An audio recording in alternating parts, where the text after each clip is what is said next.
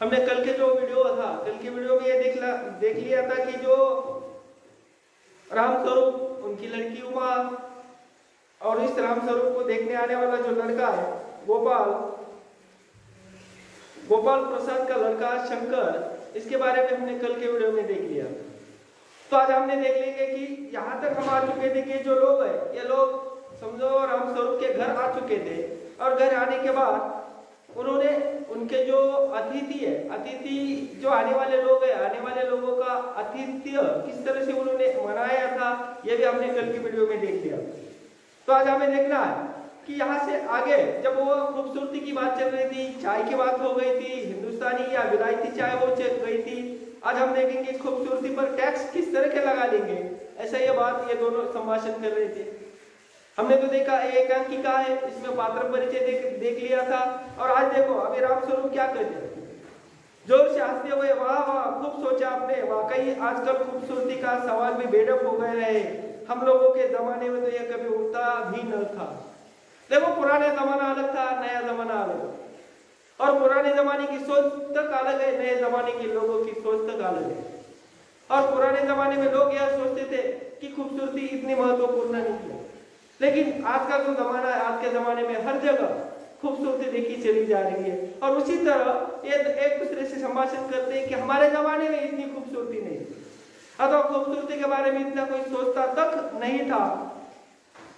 तो गोपाल की तरफ बढ़ाते और उसी समय गोपाल की तरफ तस्तरी बढ़ाते हुए कहते लीजिए। अब देखो गोपाल प्रसाद उसी समय क्या करे, समोसा उठाते हुए, कभी नहीं साहब कभी नहीं। पुराने जमाने में इतना कोई देखता नहीं था खूबसूरती क्या है, कभी नहीं साहब कभी नहीं, हाथ में समोसा लेते हुए संभाषण कर रहे थे। और उसी समय राम स्वरूप क्या कर रहे, देखो शंकर की तरफ मुखातिब होकर, आपका क्या ख्याल है शंकर बाबू। देखो जो लड़का समझो उमा को देखने के लिए आया था, उस सीधा उस लड़के को ही राम स्वरूप सवाल करते, आपका क्या ख्याल है राम, खूबसूरती के बारे में आपका क्या ख्याल है, ऐसा प्रश्नार्थक चिन्ह यहाँ पर सवाल किया। तो शंकर उसी समय कहता है किस मामले में, शंकर भी प्रश्न पूछ रहा है किस मामले में। तो राम स्वरूप कह रहे हैं कि यही कि शादी तय करने में खूबसूरती का हिस्सा कितना होना चाहिए।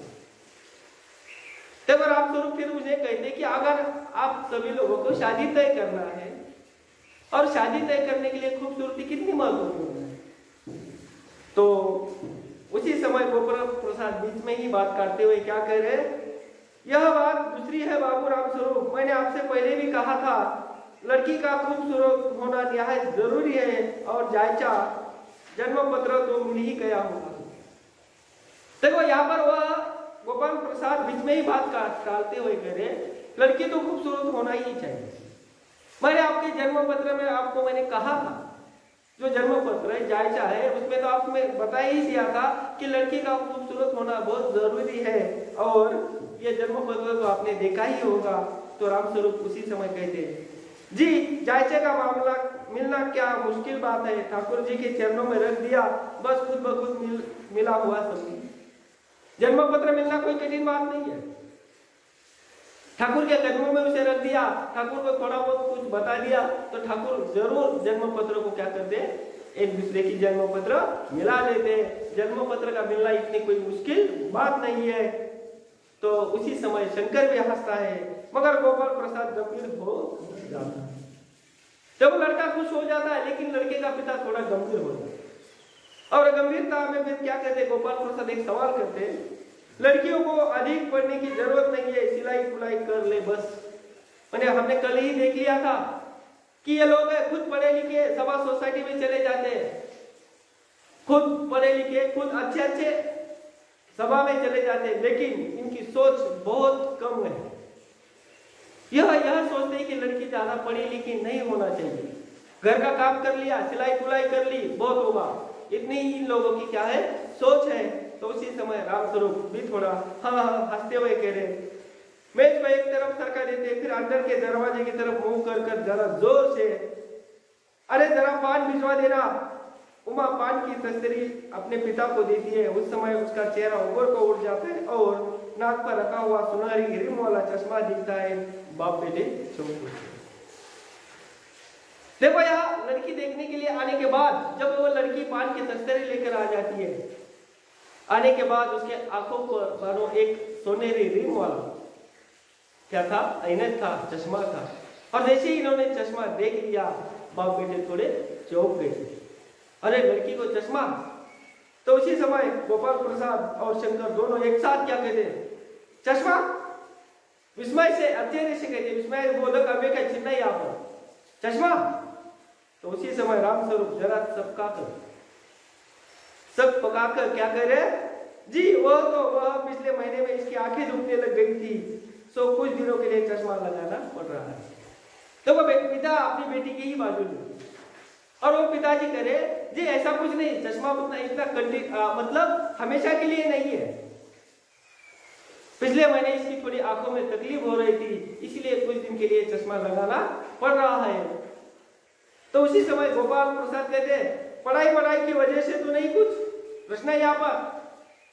अब देखो ऐनक हर एक इंसान को, अभी बचपन छोटा क्यों ना बच्चा हो, उसकी आंखों पर यह हमें मोटे मोटे शीशे वाला हमें चश्मा देखने के लिए मिलता। और यहाँ पर तो ये लोग क्या सोच रहे थे, कम पढ़ी लिखी लड़की होना चाहिए, और वो सीधा सवाल कर रहे कि पढ़ाई की वजह से तो नहीं चश्मा लग गया। तो रामस्वरूप कहते, नहीं साहब, वो तो मैंने अर्ज किया ना, वो तो मैंने पहले ही बता दिया था ना, पढ़ाई की वजह से चश्मा नहीं लगा। तो गोपाल प्रसाद उसी समय बीच में हूँ संतुष्ट होकर कुछ कोमल स्वर में, बैठो बेटी, थोड़ा आनंदित होकर बैठो बेटी। उसी समय रामस्वरूप क्या करे देखो, वहां बैठ जाओ उमा, उस तख्त पर अपने बाजे के पास उमा बैठती है। अपने बाजा यानी उसका हमने पहले वीडियो में देख लिया था, वो गिटार बजाती थी, सितार बजाती थी, कोई बहुत सुंदर गीत गाती थी, इसीलिए उसके पिताजी उसे कहते, उमा तुम तुम्हारे बाजे के पास बैठो। गोपाल प्रसाद, चाल में तो कुछ खराबी है नहीं, चेहरे पर भी छवि है, हाँ कुछ गाना बजाना सीखा है। देखो लोग कितनी सोच अलग तरह की होती है लड़की को देखने की, उसकी चाल के बारे में देखा, छवि के बारे में देखा, और बात करे कि चाल तो ठीक है, कुछ गाना वाना आता ही क्या। तो रामस्वरूप, जी हाँ, सितार और बाजा भी सुनाओ उमा, एक आध गीत सितार के साथ। देखो अपने बेटे को कहते, आए हुए मेहमान को एक गीत सुनाओ सितार के साथ। तो माँ सितार पर मेरा का मशहूर भजन मेरे तो गिरधर गोपाल गाना शुरू कर देती है। देखो लड़की है, पढ़ी लिखी लड़की है, बहुत होशियार है, खूबसूरत है, और एक सुंदर आवाज में मेरा का जो भजन उन लोगों को सुनाकर बताती है, और उसकी आंखें शंकर की से झेपती आंखों से मिल जाती है, और वह गाते गाते एक साथ रुक जाती है। देखो जो लड़का देखने के लिए आता, अचानक उस लड़की की नजर उस लड़के पर चली गई, और जो गाना गा रही थी, जो भजन गा रही थी, गाते गाते अचानक रुक जाती है। उसी समय उमा के पिताजी कहते, क्यों उमा, क्या हुआ, गाना को पूरा करो उमा। देखो पिता कहते कि उमा क्या हुआ, क्यों रुक गई है, जो तुम भजन गा रही थी उस भजन को पूरा करो, गीत को पूरा करो। उसी समय गोपाल प्रसाद कहते, नहीं साहब, काफी है, आपकी लड़की अच्छा गाती है। देखो गोपाल प्रसाद मानो लड़की की तारीफ कर रहे थे। नहीं साहब, आपकी लड़की बहुत अच्छा गाती है। उसी समय उमा सितार रखकर अंदर जाने को बढ़ती है। तो गोपाल प्रसाद, अभी ठहरो बेटी, मानो उन्हें कुछ सवाल करने थे, और वो कह रही कि अभी ठहरो बेटी। तो रामस्वरूप उसी समय, थोड़ा और बैठती रहो उमा बैठती है, और बैठने के बाद गोपाल प्रसाद क्या पूछते, देखो उमा से, तुमने पेंटिंग भी सीखी है। उमा चुप। देखो लड़कियों को सवाल, मैं पहले कहा था कि समाज में अलग अलग तरीके होते हैं, रीति रिवाज के अनुसार सवाल किए जा रहे हैं। तो वो कह रहे कि जैसे कि उन्हें कहा था कि गीत आ रहा है क्या, गीत उसने सुना कर बताया, इतना ही नहीं, पेंटिंग आ रही क्या। तो उसी समय उमा चुप थी।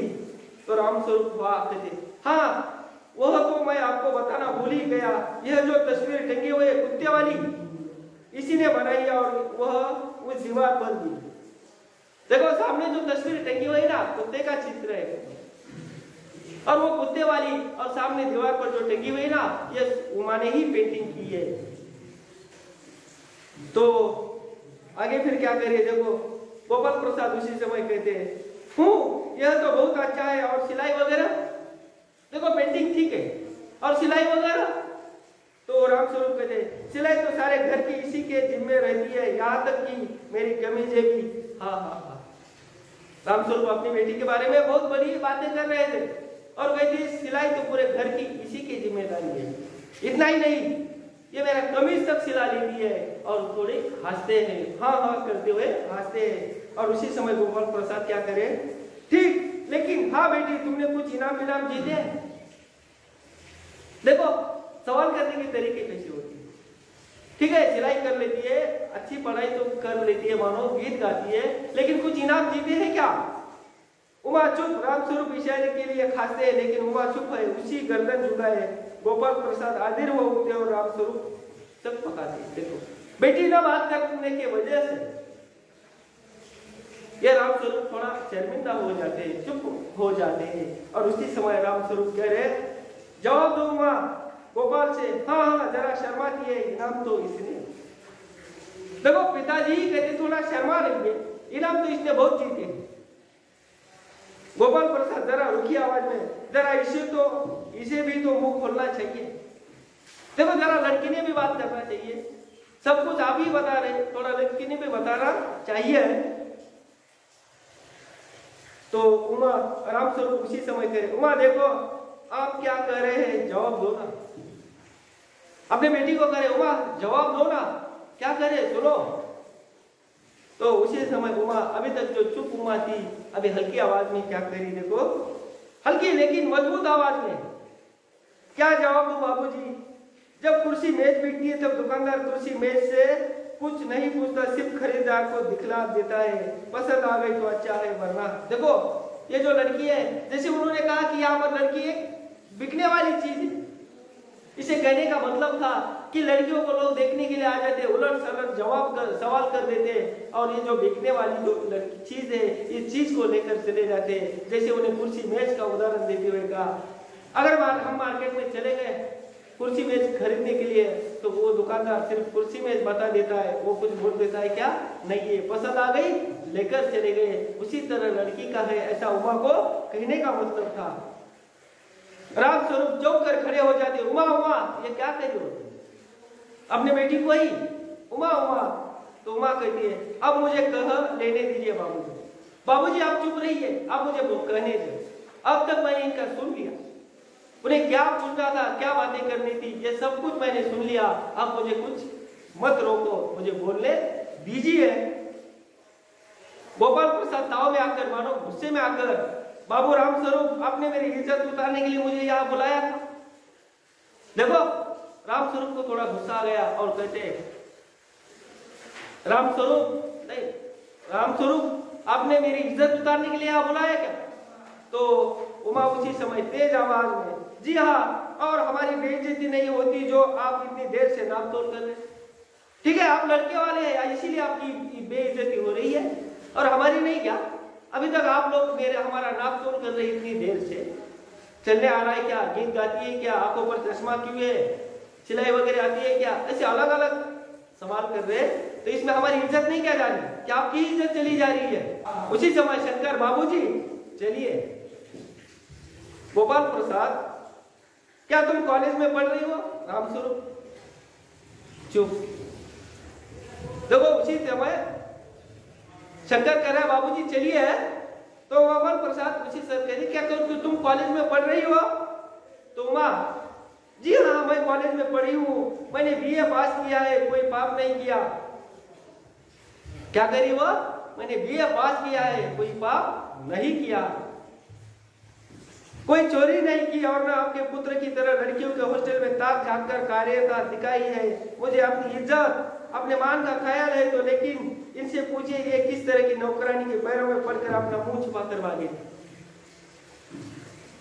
देखो यहाँ वो जो लड़की है, लड़कियों को जब सवाल किया था कि आप कॉलेज में पढ़ी है क्या, तो कहती हाँ, जैसे कि आपके बेटे की तरह नहीं, मैंने आपके बेटे की तरह कायरता नहीं दिखाई, जैसे लड़कियों के हॉस्टल में घुसकर उन्हें कायरता दिखाई थी, और जब पकड़े जाने के बाद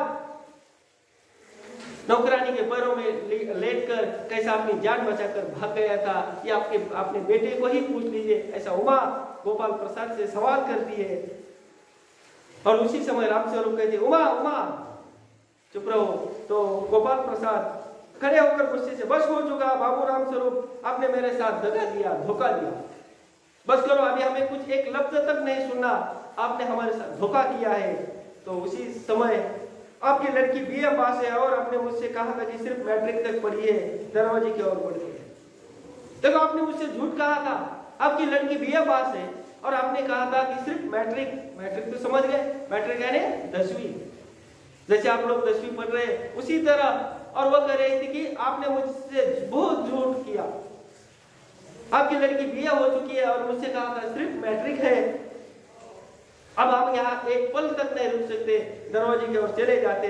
तो उसी समय उमा, जी हाँ जाइए, जरूर चले जाइए, लेकिन घर जाकर यह पता लगाइए कि आपके लाडले बेटे की रीढ़ की हड्डी भी है या नहीं, या बैकबोन।